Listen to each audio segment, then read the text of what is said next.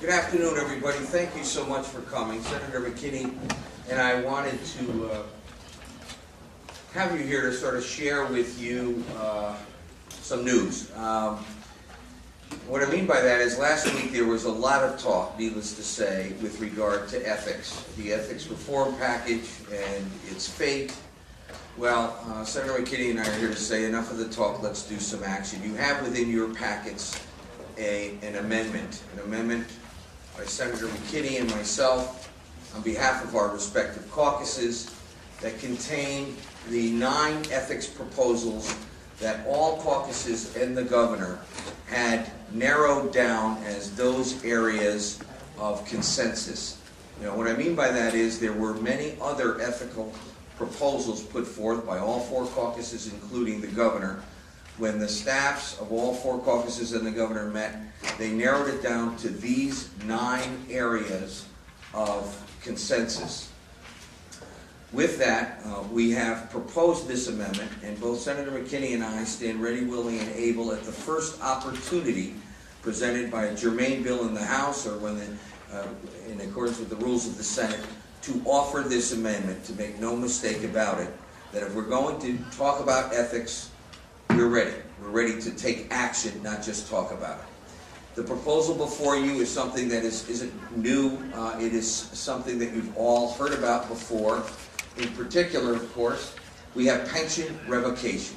The revocation of pensions, either in whole or in part, by a judge at the judge's discretion for a public official or a public servant, public employee, who has committed a crime involving his or her public office.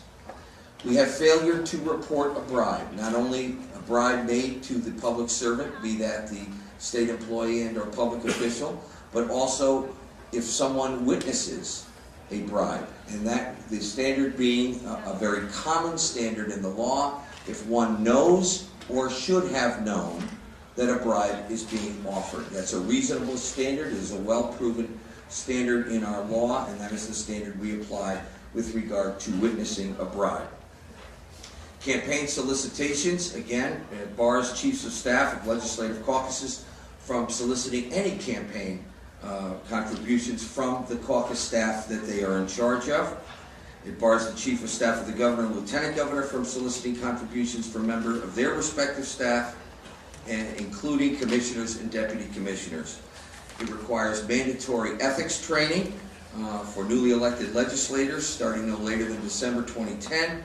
Requires refresher courses for incumbent legislators every 4 years, unless the ethics laws are significantly changed, at which point everybody would be required for that refresher course. Right now we have an exception to our gift ban in our ethics code, which says that if it's a major life event, someone can give a gift. It had an unlimited amount. We limit that to $1,000. That's a major life event, like a wedding, a milestone birthday, the adoption of a child, etc. It includes the governor's spouse in the definition of public official. It also makes certain changes that were discussed by program review with regard to the Office of State Ethics regarding ex parte communications, subpoena powers, and attendance of members at the Citizens Advisory Board. It deals with public agency posting of information, requiring the posting of minutes of public meetings within 7 days of the meeting on the agency's website, the scheduling of regular meetings for a calendar year by January 31st of that year, and notice of any special meetings on the agency's website not less than 24 hours before the meeting.